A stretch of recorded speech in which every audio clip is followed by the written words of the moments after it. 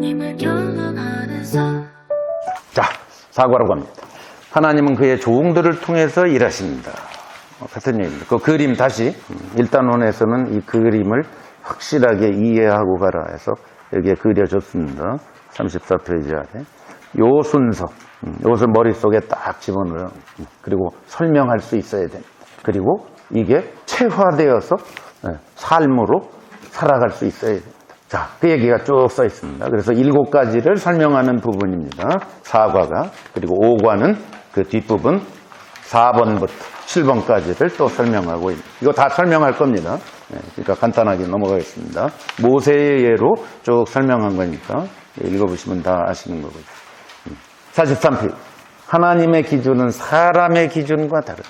거기 침례 요한의 예를 들었는데 예수님께서 그러셨죠. 여자가 낳은 자 중에 요한보다 큰 자가 없다. 그 말씀하시는 순간까지 그러니까 AD 한 28년, 29년, 30년 그때겠죠. 그 순간까지 여자가 많은 아담 이후로 여자가 많은 사람을 낳는 노아, 아브라함, 다윗, 엘리야, 기라성 같은 여자가 낳은 자가 있었는데 침례 요한이 가장 큰 자다. 여러분 아시지만 요한은 기적 한 번도 행한 적이 없어요. 말씀도 대단한 메시지 전한 적도 한 번도 없어요. 성경에 요한이 전한 메시지는 다른 거 없어요. 전부 뭡니까? 나는 소리야. 광야에 외치는 자의 소리야. 이사야가 얘기한 그 소리에 불과해.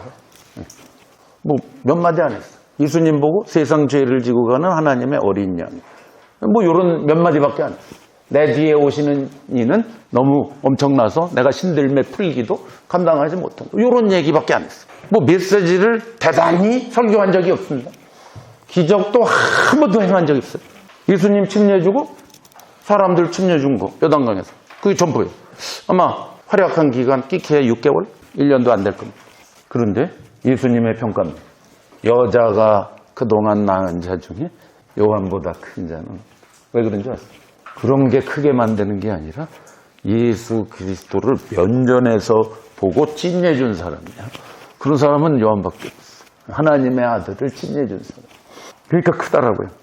찐해줬다는 얘기, 그분의 길을 예비한 거죠. 예수님이 앞으로 할 모든 공생의 구속의 사역을 코앞에서 쫙 대로를 연 사람이 요한이다. 그러니까 이 사람보다 큰 사람은 존재하지 않아요. 그랬어요. 근데 그 다음에 뭐라고 그러는지 아세요? 그러나 하나님 나라에서는 가장 작은 자가 요한보다 크다. 그러니까 우리는 금방 또 해석을 해야 돼. 성경 해석이 들어요. 하나님 나라에서는 어떻다고요? 가장 작은 자도 그 대단한 요한보다 크다. 저기 가면 또 이런다. 죽어서 가면 우리가 아무리 지상에서는 빌비리로 살았어도 요한보다 크다. 이런다. 그런 뜻이 아니거든요. 다시 하나님 나라의 개념으로 가야 돼요. 하나님이 통치하시는 차원을 얘기하니까. 오늘날 우리들의 교회입니다. 이 세상을 향해 예수 그리스도로 왕을 소개하고 통치하는 그 나라를 말하는 거예요. 예수님이 통치하는 나라를 말하는 거예요. 죽어서 가는 나라가 아니라.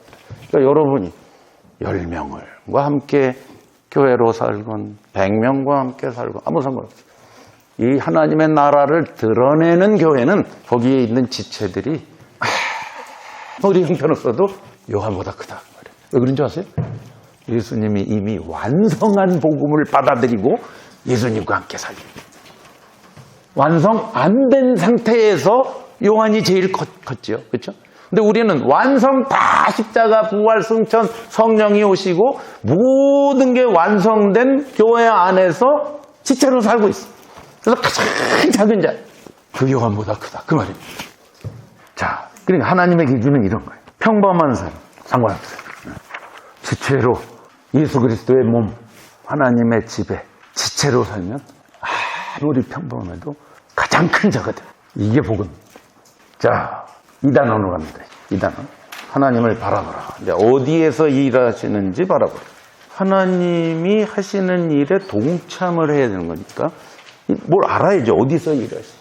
제가 처음 예수를 믿은 게 지금부터 한 50년 전인데 제가 저 미국의 동부에서 미국을 이민을 고등학교를 졸업하고 이제 미국 LA로 이민을 갔어요.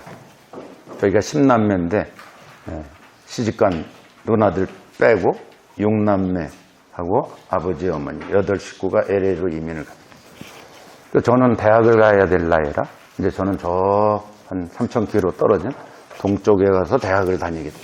한국을 떠날 때는 교회라고는 한 번도 들어가 본 적이 없어요. 저희 아버지가 사업을 하시다 교회 집사한테 사기를 당해가지고 교회라면 치를 떨어서 아들이 교회 간다는 건 상상을 할 수가 없었어요. 그래서 저는 교회를 못 가게 해서 못 가요. 제 친구들은 크리스마스 때도 가고 뭐 여름 성경학교도 가고 그런데 저는 못 갔어요. 그래서 한 번도 못 갔어요. 교회 속이 어떻게 생겼는지 전 몰라요. 그 이민을 갔으니 이제 제가 혼자 딱 떨어져서 대학 생활을 하는데 거길 딱 갔더니 교회가 하나가 딱 있어요. 한인교회. 그러니까 그 한인교회가 한인회도 됐다, 학생회도 됐다, 교회도 됐다. 한인들의 쉼터예요. 거기 한 100여 명이 이렇게. 그러니까 저는 예수를 안 믿으니까 바베큐 할 때만 가는 거죠. 소풍 갈 때만 가. 이런 식으로 이제 구경 다녔는데. 그러다 이제 저희 아버지가 LA에서 암에 걸리시고 뭐 이래가지고 문병 갔다가 제가 결국 예수님을 만나게 됐어요. 예수님을 믿게 됐어요. 그래서 예수님을 믿고 돌아갔죠. 가서 이제 예수를 믿었으니까 너무 흥분돼가지고 구원받고 막 신나죠. 젊은 나이. 그래서 교회를 딱 갔는데 목사님의 설교도 유신 정권을 타도하자 뭐 이런 거야. 설교가 그거야. 장로님이 장로가 몇 분 계셨는데 뭐 청산유수로 기도를 하셨어요. 하나님 아버지하고 막 너무나 은혜롭게 기도를. 그 밥 먹을 때 이렇게 얘기하면 야 부활이 어딨냐. 그래. 장로님 아이 처녀가 어떻게 얘기를 하냐. 넌 그걸 믿니? 젊은 놈이. 깜짝 놀랐죠. 저는 교회를 안 다녀왔기 때문에 예수를 믿고 가면은 다 저 같은 줄 알고 그냥 만나는 사람마다 간증하고 하는데 뭐 다들 그냥 시큰둥. 그리고 제가 이거 살벌하구만. 그래서 찾았어요. 제가 저랑 같은 예수 믿는 사람을 찾았어요. 그 100여 명 중에. 그랬더니 한 5명도 안 돼. 그 중에 한 분이 최영기 목사님. 최영기 목사님이 박사학위하고 저는 이제 학부에 있었어요. 그래서 우리가 그 의기투합을 했죠. 예수 믿는 사람끼리 따로 모이자. 그래서 토요일 저녁에 한 5명 모여서 막 밤을 새고 성경 보고 기도하고 찬송하고 막 신바람 나게 부흥회하고 야단났지. 그러다 밤을 꼬박 새워서 자다가 교회 예배도 못 가고 그런 날이 많은데 어쨌든 뭐 그런 식으로 제가 거기에서 이제 같이 신앙생활을 하면서 이제 갈증을 해소하고 이제 그랬는데 이제 최영기 목사님도 박사학위 끝나고 직장 잡아서 멀리 가시고 거기 있던 분들도 또 학위 끝나고 멀리 가고 멀리 가고 저 혼자 딱 남았어요. 그러니까 참 힘들더라고요. 신앙생활 같이 으쌰으쌰 하던 형제자매들 다 따라갔어요. 저 딱 한 명 남았어요. 나머지는 또 예수 믿는 사람을 보기가 힘들고 저는 이제 그때 방학만 되면 그러니까 이제 방학만 되면 집을 가는 거죠. 아니면 너무 신앙생활이 힘드니까. 그래서 제가 예수님을 믿게 된 교회로 가는 거죠. 그 LA의 김동명 목사님, 저희 영적 아버지고 안희숙 사모님 아시 안희숙 여사의 남편. 그래서 거기 가가지고 한 석 달 동안 또 훈련받고 신바람 하다가 거기 가면 또 굉장히 다운이 됐다. 또 LA 가면 또 확 충만했다. 이제 이런 생활을 몇 년을 제가 이제 반복을 했거든요. 제가 이제 하나님의 역사를 이제 이렇게 바라보면서 인식하는 체험을 하게 된 거예요. 이게 뭐냐면 어느 날 성가대 석에서 가끔 본 저보다 10살 많은 분이 그때 박사학위를 다 끝난 분이에요. 애도 둘이 있고. 그럼 어른이지. 저는 20대, 뭐 그때 24살, 25살 젊은 나이인데 그분이 밤 10시쯤인가 저희 원룸에 톡톡톡 문 열어보니까 그분이요. 제가 잘 몰라요. 교회에서 가끔 본다. 그분이 탁 앞에 서 있어. 웬일이세요? 자기 예수 좀 믿게 해달래. 니고데모예요, 니고데모. 밤에 찾아.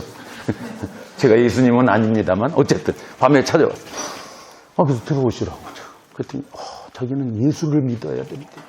예수가 안 믿어집니다. 자기는 예수를 꼭 믿어야 됩니다.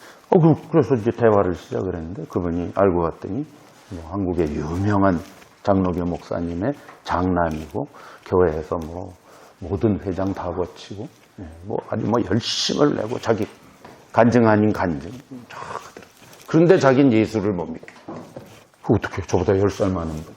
그래서 제가, 제가 예수를 믿게 할 수는 그건 주님이 하시는 일이고, 저랑 같이 성경을 읽으면서, 같이 성경을 같이 나누자고. 제가 그냥, 내가 일주일에 한 번씩 갈 테니까.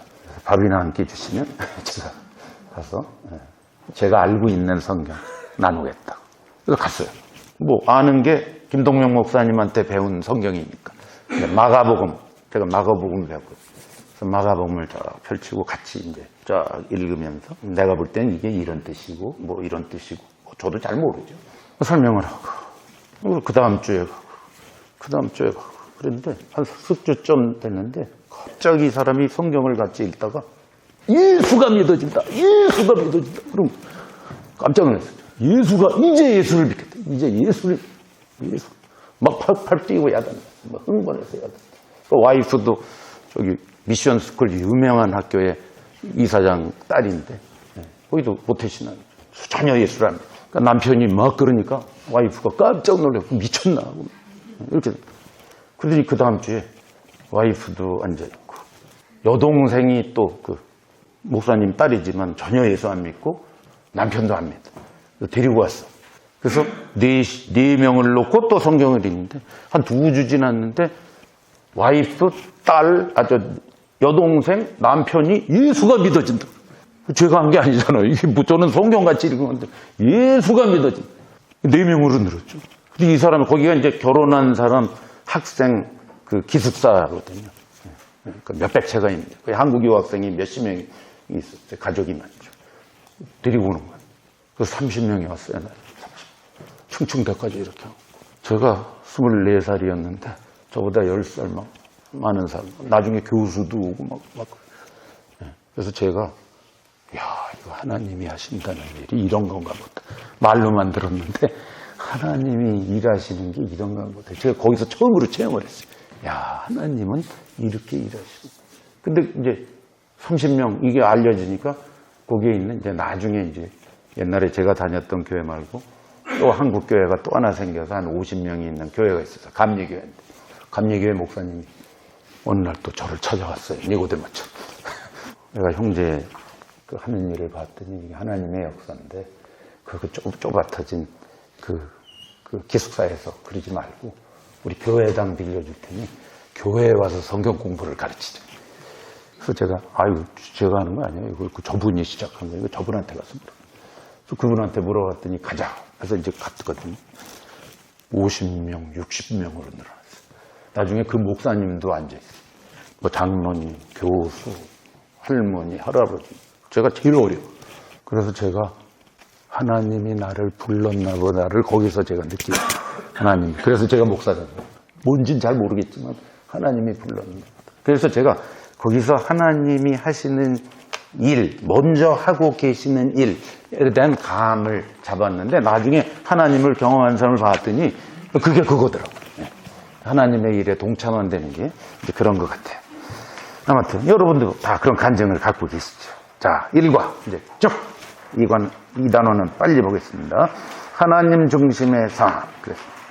자, 죄의 본질은 하나님 중심에서 자기 중심으로 옮겨가는 것이고, 구원의 본질은 자기를 부인하는 것이지 자기를 세우는 것이 아닙니다. 죄는 요한이 가장 정의를 잘 내려줬습니다. 성경에서 많은 죄의 정의가 있지만 요한 1서 3장 4절에서 가장 정의를 잘 내렸어요. 죄는 뭐다? 우리 성경에 불법이다라고 되는데 그건 좀 오역입니다. 원어에는 무법이다. 죄의 정의는 무법이다. 무슨 뜻입니까? 자기가 무법자로 사는 겁니다. 무법자로 살 수 있는 분은 단 한 분밖에 없습니다. 창조주이신 하나님. 그분만이 법이고 그분이 하고 싶은 것이 곧 법이고 그분이 무법자예요. 근데 우리가 하나님이 아닌 주제에 무법자가 되는 것. 그게 죄입니다. 즉 하나님 노릇하는 것. 그것에서 파생되어 나온 것이 우리가 알고 있는 많은 죄의 증상들인 겁니다. 그러니까 이 죄의 본질을 제대로 알아요. 죄의 본질은 자기중심. 내가 무법자로서. 그래서 이 아노미아라는 이 단어가, 아노미아라는 원어인데, 헬라 말인데, 이 단어가 요한일서에 한 번, 또 다른 곳에 딱 한 번 나옵니다. 신약 성경에 어디도 안 나오고, 요한일서에 한 번 죄는 무법이라. 그리고 다른 곳에 딱 한 번 써 있는데 혹시 아세요? 마태복음 7장에 나더러 주여 주여 하는 자마다 다 천국에 들어갈 것이 하늘에 계신 하나님 아버지의 뜻대로 행하는 자라야 들어간다. 그날에 너희가 내게 왔어. 내가 주의 이름으로 선지자 노릇하고 주의 이름으로 귀신을 내쫓고 주의 이름으로 권능을 행치 아니하였나이까. 너희가 그렇게 말할 거야. 그때 하신 말씀입니다. 불법을 행하는 자니라 이렇게 번역되어 있죠. 무법자들아. 거기 딱 한 번 또 나옵니다. 죄의 정의를 죄는 무범이라고 했는데 예수님이 거기에서 무법을 행하는 자들아 그렇게 나옵니다. 자, 요 정의를 잘 하셔야 돼요.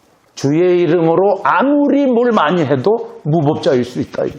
지가 하나님 노릇하고. 저의 과거의 목회 뒤돌아보면 제가 그렇게 살았다. 제가 무법자. 제가 하나님 노릇을 했어요. 제가 피라미드 조직의 맨 위에서 저의 명령 아니면 안 되는 일이 없어요. 완전 무법자. 자기 중심, 하나님 중심. 요거의 차이를 분명히 알아야 된다. 46페이지. 하늘에 계신 하나님 뜻대로 행하는 자라야 들어가리라. 그러셨거든요. 그럼 뭐 알아야죠. 하나님의 뜻을 알아야 될 거 아니에요. 무법자가 안 되려면 하나님의 뜻을 알아야 될 거 아니에요. 근데 여기 뭐라 그랬냐면 하나님께서 창세 전에 계획하신 목적을 우리를 통해 성취하실 수 있어요. 결국 하나님이 하고 싶은 것 그것에 올라타는 건데 우리는 거기에 안 올라타고 내가 계획 세우고 내가 뭐 하고 그건 무법자죠. 아무리 선해도 아무리 멋있어도 귀신을 내쫓아도 선지자 노릇해도 무법자죠. 예수님이 그걸 딱 지적을 했어요. 그래서 창세전 요한복음 여러분 보시면 17장 3절에 영생은 이거다. 하나님 예수 그리스도를 아는 것이다.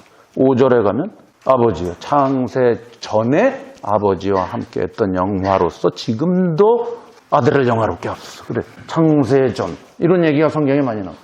그러니까 하나님의 목적의 출발점을 알아야 돼. 바울이 얘기를 많이 합니다. 로마서 16장 25절에도 영세전, 창세전 똑같은 말이에요.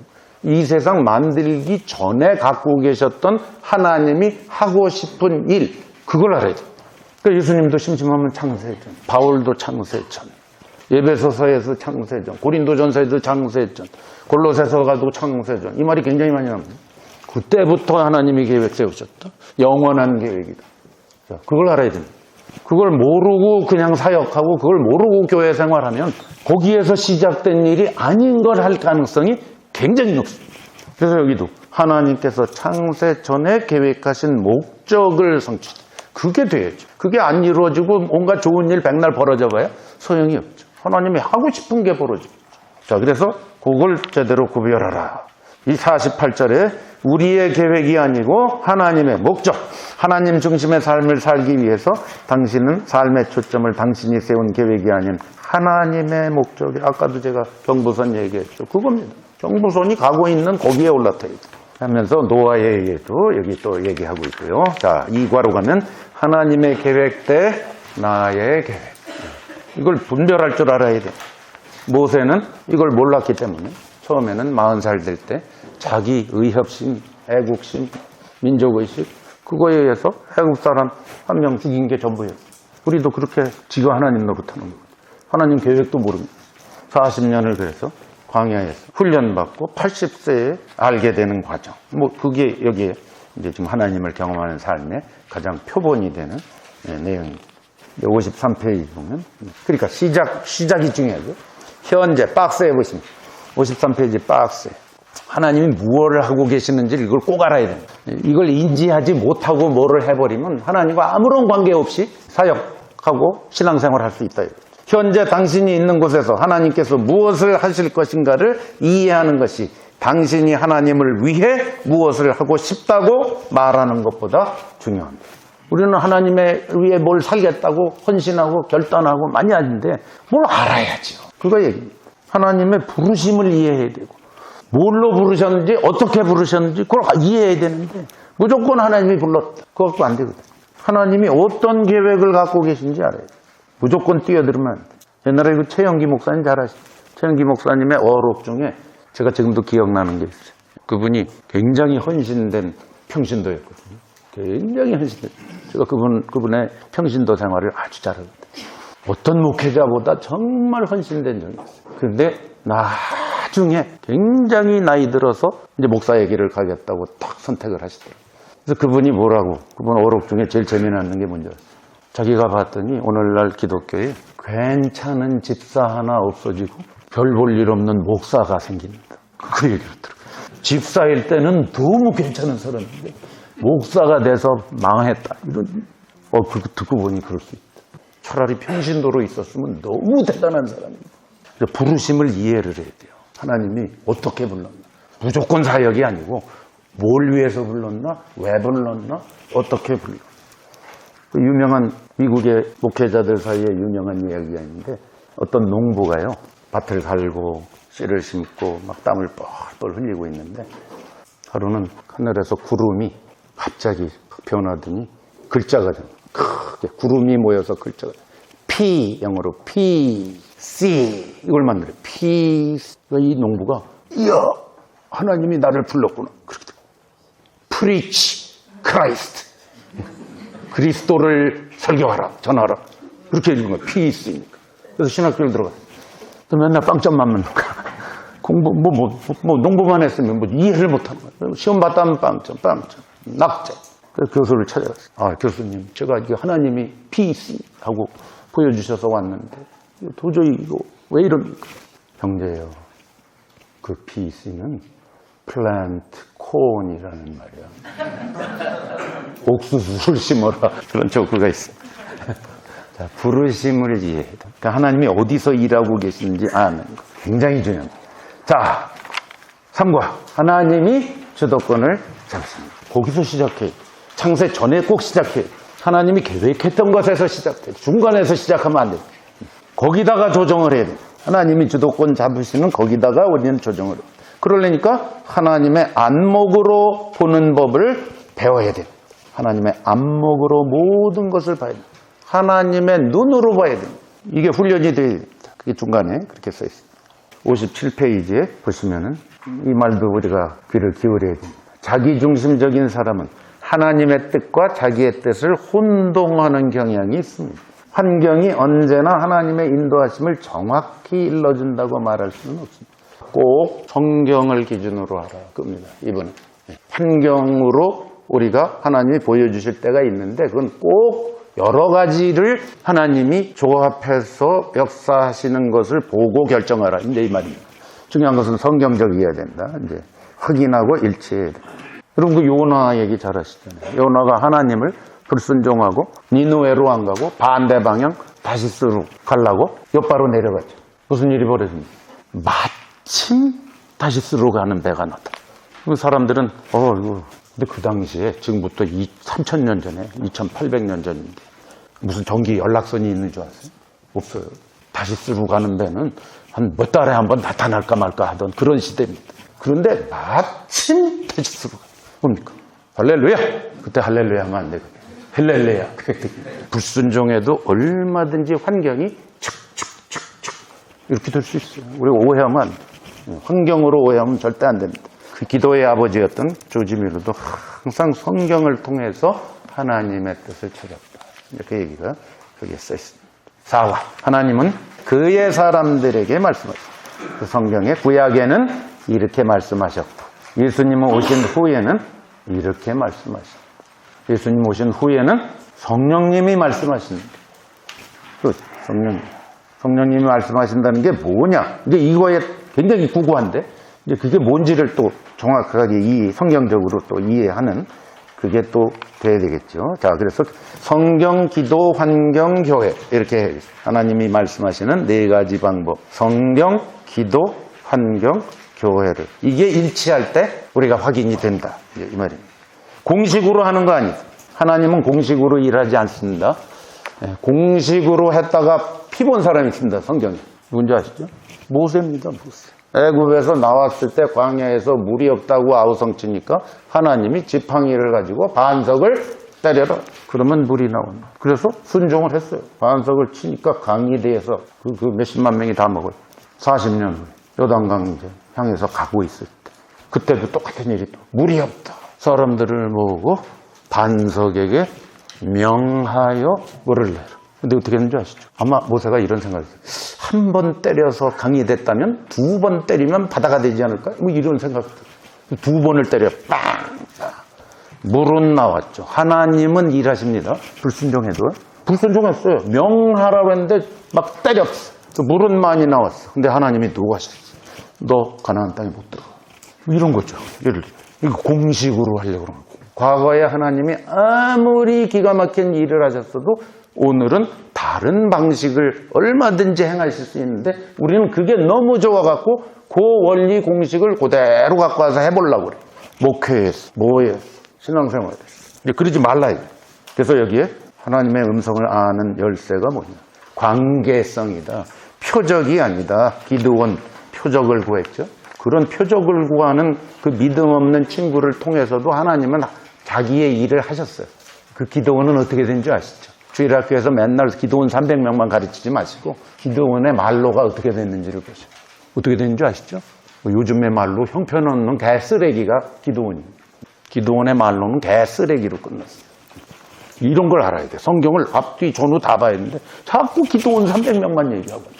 아무튼 뭐 이런 거 저런 거 설명하는데 이제 시간이 거기 70페이지에 보시면 이제 결론적으로 2단원의 결론. 제일 중요한 건 중간에 딱 보세요. 당신이 작은 일에 충성하기를 원하지 않는다면 하나님은 당신에게 보다 큰 임무를 맡기실 수 없습니다. 작은 일들은 항상 하나님이 원하시는 성품을 키워나가는 데 사용합니다. 하나님이 이 일보다 이게 먼저다. 성품. 예수님을 인격적으로 만나서 그의 인격과 하나가 되는 것. 성품. 그게 더 중요하다.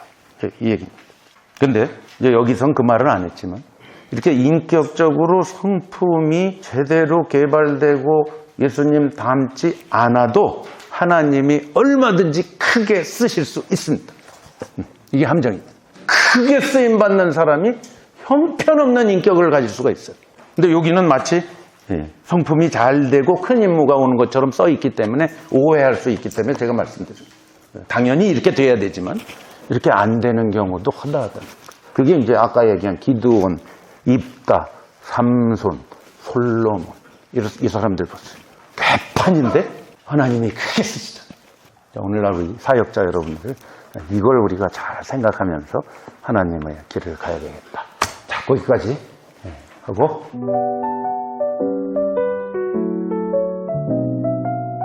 하나님을 경험하는 삶